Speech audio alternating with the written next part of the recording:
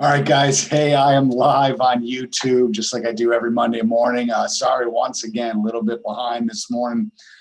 Just kind of, for some reason, the going live through Zoom just always messes me up. So, anyway, again, we're live on YouTube. We're going to talk about Scarborough, Maine this morning. I'm gonna move fairly quickly. I'm going to do kind of a shorter video this week. I didn't bother pulling any slides down like I normally do. I just thought I'd kind of chat a little bit about what's been happening over the last couple of weeks. I know, every week it seems like I'm on here talking about, hey, houses sell quickly, inventory's down, et cetera, et cetera. Over the last couple of weeks, I've put a few houses on the market. Just about all of them have gotten multiple bids, offers, driving the prices up, et cetera, within like a few days. It's tough because we don't do open houses right now, but what we've been doing is kind of, like allowing showings for like, 2 or 3 days. And then, typically offers are coming in. So, we're seeing it here locally firsthand, with some of my personal listings. Just been, it's amazing what's been happening. So I've also had a couple buyers that we were able to find houses and get them under contract. So, if you use the right techniques and everything, you can find what you need. So anyway, we're going to talk about Scarborough, Maine. I'm kind of excited to talk about Scarborough. I'm a big fan of the town, Scarborough. It's huge geographically, but there's a lot, and so there's a lot of different areas in Scarborough. So it's a neat town to kind of discuss. I always say, Scarborough's kind of like a rectangle, and you got, Route 1 and 95 kind of cuts it right in the middle there. You got kind of like the beach side and then the other side. And, it's great because the other side of Route 1 and 95, there's a lot of great neighborhoods in there. It's a little more rural, a little more spread out and that type of thing. Then on the beach side, it's a little more populated, but there's a lot of like beachfront communities, things like that. So it's really a very, very cool town. So let's go ahead and jump right in, and we'll take a look at some stats for Scarborough, and then we'll get this week going. All right, let me share my screen here. All right, so you guys should see my screen now. So I've already pulled up Scarborough. This is the market summary that I always show you here. We're going to look at May numbers. Of course, the June numbers won't come out until we get into July. But so we're looking at May numbers. But I like looking at this because it compares it to last year, so we kind of see where we're at. Because even last year, I was talking last year about low inventory, and how prices are on the rise and all that kind of stuff. So. Looking here, you can kind of see some new listings. This is last year. Now, we're down, number of listings, absorption rate, we were up around 3 months. Now we're down closer to 1 month. And, days on market. For some reason, we got a big jump up here, days on market coming in May. That's interesting to see. So looking here, though, at the straight numbers, absorption rate, 1.33 months. Last year was 2.5 months.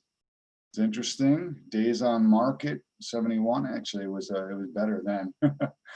Looks like there's some higher prices going on this year, though. I wonder if that might be why, because some of the higher dollar listings do stay on the market a little bit longer, so it can skew some of these results.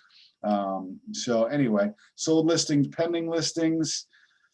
Similar to what we seen in other towns when we've looked at May, down, for almost 40% and 40% on pending listings, active listings down 36%, down 35%. So similar to what we saw in, Portland, South Portland, Cape Elizabeth, when I did these on individual towns there. So anyway, it'll be really interesting to see what happens in June, because, this is the month that we're really, it kind of feels like the spring market again. So, hopefully we'll start seeing some numbers bouncing back up a little bit here. Let's see. Let's go to the hot sheet, though, like we always do. I'll come down here to the custom hot sheet.